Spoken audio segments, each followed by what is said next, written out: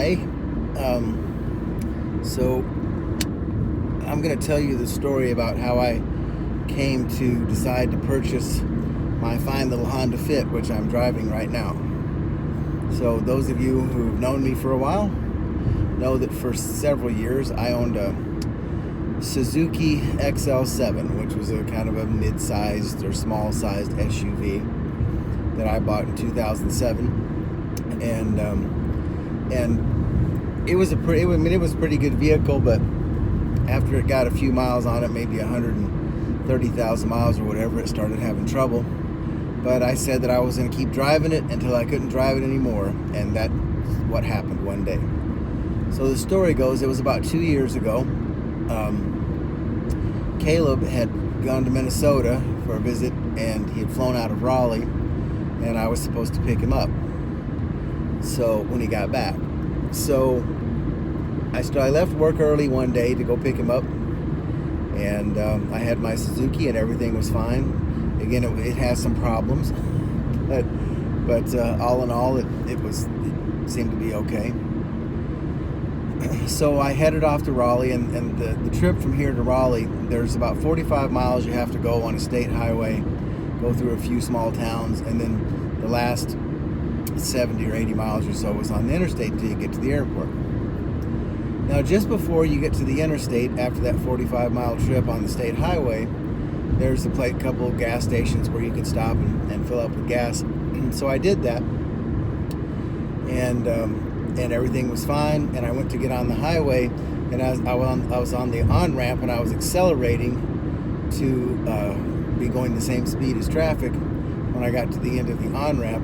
And all of a sudden, the car made a big noise, and I just lost almost all power. I mean, it was, there was a big puff of smoke out the back, and then all of a sudden the car sounded really loud, but I had, again, almost no power. So I get to the end of the on-ramp, and I know that the next exit on the interstate, there's a big rest area there. So I thought, okay, well, maybe I can limp it along to this rest area so that I'm not just sitting on the side of the road waiting for a tow truck to come pick me up. So it's this classic thing where I'm driving on the shoulder with my flashers on, going about 25 miles an hour, and I think, okay, I'm just gonna, I can get it to the rest area. So I do limp it along to the rest area, and I pull in there, and I shut it off, and I figure, okay, I've got to figure out how to get Caleb home now, or how Caleb's going to get himself home. And so I called him and told him what had happened, and I told him to start looking to see was there some kind of shuttle service or something that went from Raleigh back to Jacksonville or something, so that I could figure out a way to get him home. And I told him, I said, in the meantime, I'm going to figure out what I can do here. So when I do that, it occurs to me that we have a car at home, which is Dylan's car, which we had just purchased maybe a week or two or maybe a month before that.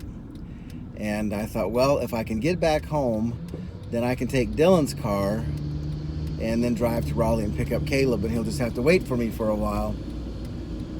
So I thought, okay, I'm gonna get back in the Suzuki, and I'm gonna limp it back home. Like I said, it's about 45 miles, maybe 50, but I was gonna go on back roads so that I wouldn't have to get on the interstate, and so that if I could only go 40 or 45 miles an hour or whatever I could get out of it, at least I wouldn't, be on the highway where people are driving fast. So I do that. I get back in the car, it starts, which kind of surprised me, and I head on down the road, and truly my top speed was between 40 and 45 miles an hour. I mean, it was just barely running. And but I get it back home. It takes maybe an hour and a half, a trip that should take less than an hour. But I get it back home, and then I get Dylan's car, and I get his spare key. Now, I need to explain the spare key thing to you because it's important later on in the story. So the keys that he got with his car were the kind where the key flips out of the key fob, kind of like a little switchblade. There's a little, when you're not using the key, you fold it up in the fob, and then there's a little button that you push, and the key pops out, and then you can use it to start the car. So I get in Dylan's car, and I head out on the highway, and everything is fine. And I'm probably 2/3 of the way to Raleigh, and I have to stop and get gas. So I pull off the road, and as I pull into this gas station, the car dies, just dead. Now this had happened a couple of times before, so we knew there was some sort of problem, but it was intermittent and it didn't seem to be predictable.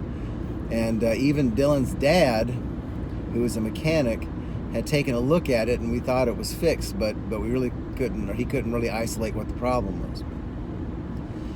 So anyway, the car dies. I put it in neutral, start it again. I get to the gas pump, fill the car up with gas, go into the gas station, to get a Coke or something, I don't know. But anyway, went into the gas station, came back out, put the key in the car, turned the key, and it broke. The key broke off in the ignition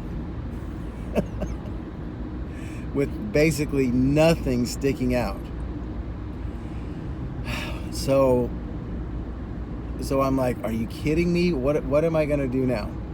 So I get in the trunk of Dylan's car. There's nothing back there except one old pair of rusty needle nose pliers, which actually was in many ways the one thing I needed. I do have to say that.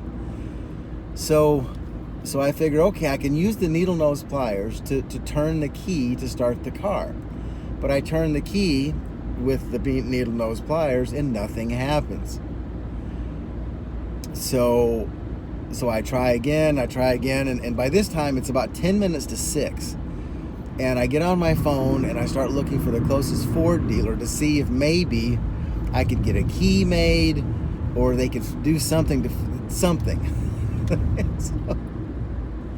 So I call this place thinking, okay, it's 10 minutes to 6. Nobody's going to be there, but I'm going to try anyway. So I call, and lo and behold, there's a Ford place about 25 miles away, but lo and behold, the service department is still open. So I talked to the guy, and the guy says, well, there's really not much we can do for you because we're about to close. But he said, if you hold the fob, even if the key's broken off the fob, if you hold the fob really close to the key, right up next to the key, then you should be able to start the car. And once the car is started, it'll be fine. So I say, okay. But here's the problem I've got. I have to hold the fob with one hand, and I have to hold the needle nose pliers to turn the key with the other hand. But anyway, so I do that, and it works, which is lovely. And so by this time I've already called Caleb and told him I'm going to be yet later. And so I think, if I remember correctly, he took an Uber from the airport over to this big mall they have in Raleigh. He was going to go hang out there till I could get there to pick him up. So everything seems to be fine now. Like I said, this problem with the key was intermittent, and it was hard to predict when it was going to happen. But I started, and I think, oh, this is going to be horrible if I get to Raleigh and there's traffic and it keeps dying, and I have to use both hands to start it, because if I have to use both hands to start it, I can't be steering the car. But luckily, lo and behold, everything seems to be fine. I get to that big mall. I find a place to park. I pick up Caleb. Caleb gets in the car. And then we start back, and I'm sort of breathing a sigh of relief, because I think, oh, everything is fine. Whatever this problem is, it's okay for now. And so we come all the way back on the interstate, no problems whatsoever. I even think we stopped and get something to eat, if I remember correctly. But again, everything was fine. And we come back on the interstate, and as soon as we get off the interstate on the off ramp to get on that 45-mile state highway trip back to Jacksonville, the car dies. So I roll up to the stop sign, get my needle nose pliers out, hold the fob up next to the thing, and then start the car. And of course, this is taking long, so people behind me are blowing their horn because they don't know what's going on. They just think, well, for whatever reason, not moving. We get it started again, and then so for this 45-mile trip, and there are several stoplights in between on this trip. I mean, I don't know how many, 15 or 20 maybe. And every single one of them on this trip, the car dies. And every single one, then we have to. So now I remember. So what I did was I'd have Caleb lean over and hold the fob, and then I would use the needle nose pliers to restart the car. Off we'd go down the road again, and you know, and this just continued to happen. So by the time I got home, I was just stressed out of my mind. I mean, it was just the longest trip, and this thing about having to continually hope that the needle nose pliers would grab the key, that the fob would be close enough to the key, that somebody wouldn't hit me from the rear end or blow the horn at me, and all that sort of stuff like that had really begun to tell on my nerves. And I don't think I snapped or yelled or anything. I remember one time I think I did get a little frustrated. But anyway, it was just the longest trip. So when we finally got home, and I think it was 9:30 or 10 o'clock, Caleb and I should have been home that afternoon by 4 o'clock. And so when I finally got home, and I'm going to give you a warning in case Gussie and Verona are watching this, that there is a swear word about to come up in this video. So Jenny, Edwin, if you don't want them to hear a swear word, then you should probably skip the next 30 seconds of this video. So anyway, so we got home, and I walked in the house, and I told Cindy, I said, I am just tired of driving shit.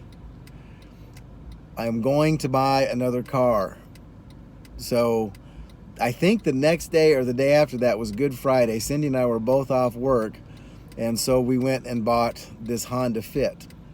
Now, the buying of this Honda Fit is another story that I'll tell you some other time about the other car that we test drove before it. But anyway, so that was my story about why I finally decided to get rid of the Suzuki.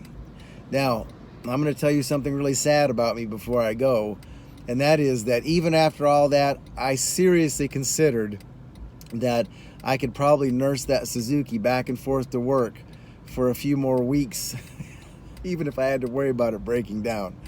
But at that point, I was done, and it was time to get something different. So that's my story about how I came to decide to buy this Honda. Okay, thanks for watching. I love you.